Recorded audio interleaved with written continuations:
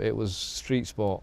It was outside, it was homemade bats, it was any ball we could find, it was, you know, milk crates, back alleys. I got married on a Monday because I was playing cricket Saturday, Sunday.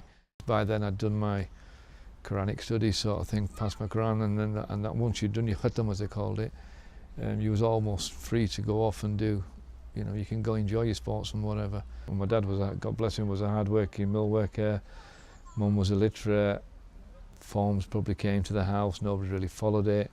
We ended up being put in schools where nobody else was going to go because we didn't get us forms back, didn't know.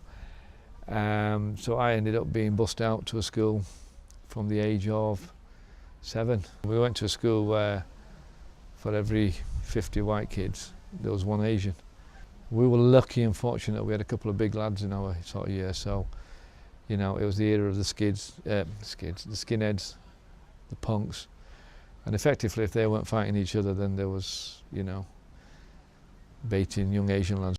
If we didn't catch a bus by 3:30, having left school at 25 past, if we didn't get on that first bus at 3:30, the next one was 20 minutes later, and those were quite frightening 20 minutes. You walked into this changing room and you've got guys with bags the size of I'd never seen, equipment I'd never seen. I had no whites. I had to go in and get an old white school shirt, God knows what colour the trousers were. And I remember Mum going up to Cannon Mills and buying some boots for me. And they were like second hand, but they were like, I don't know if people of my age will remember, Billy's boots from the comic. I wore them for 10 years, believe it or not. That was the first time I really noticed off the field this little bit of undercurrent of, bloody hell, they're all Asians, you know, we can't really have that. And I know talented Asian lads who would never fit in a non-Asian changing room because of their mentality, their mindset. And I suppose it was different at that time because and I'd played in teams such as this where there was a big drinking culture. You know, the simple things like getting naked in the showers, you know, to a non-Asian that's norm. I came at Saltiare and I just asked the lads, I said, look, just out of respect, guys, you know, let's not be walking around with your tickle tackle out type thing. We played at a club called Bradford Gymkhana in the Mutual League.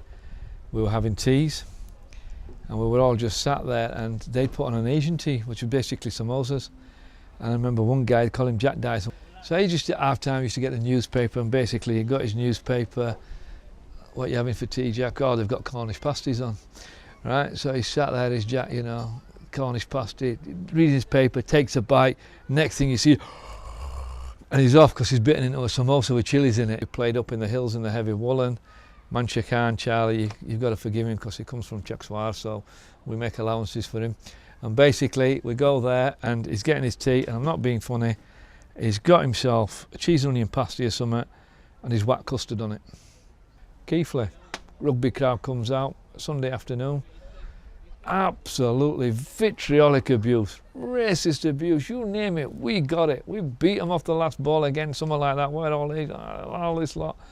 They're all sat there, they'd all been drinking on a Sunday afternoon in the sun, you know, red faces sat there giving it all whatever. So I says, what? They said, come off. And one of the lads at a pizza shop round the corner, stood me face, says, well, get me 6 pizzas. Pizzas coming, got some for our lads, right? And we had 3 or 4, so just send them over there and just say they're from us. Went over, took these pizzas. They're like, all right, I was lunging in. Next thing they come over, they chat, yeah, all right, you lads, all right, good game of cricket, that and all this lot. 4 pizzas for a tenner, brought down the taboos that them lads would have held for years and years and years. It was a combination of things that I think restricted or